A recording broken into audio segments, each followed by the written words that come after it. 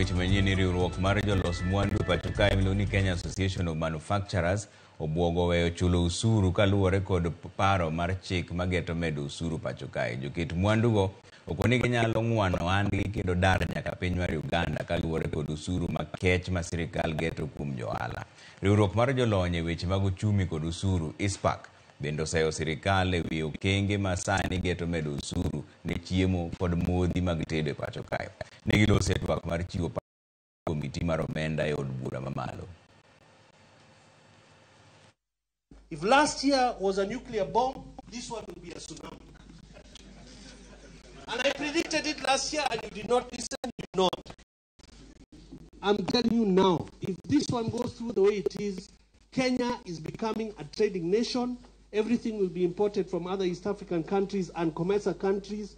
Mano echal mar lwasi kinde kwanyo pach kembe maloso mwandu pacho ka. Kenya Association of Manufacturers, nyim komiti mar od bura marango weche mag omenda pacho ka, wi paro mar chik mar omenda mar ikomenda mar 2024 2025. Ywak ne en ni nengo timo ohala medo dhi malo.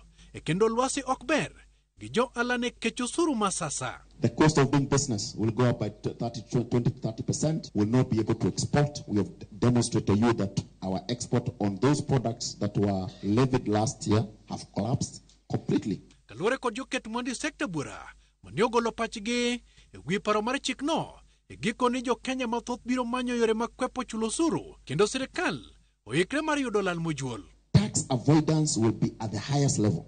KRA is already missing 30 billion shillings a month. Given redundancy, government has lost onto pay-as-you-earn already.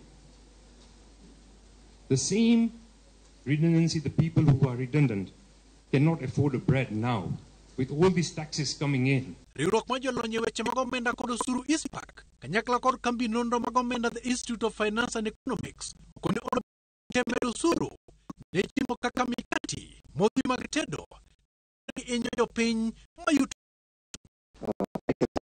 And series of products. I usually find these tax highly for reasons. Again, this is food. If you decompose the monthly of the consumer price index, the prices of are actually part of the bigger drivers of inflation in the last year. The biggest one.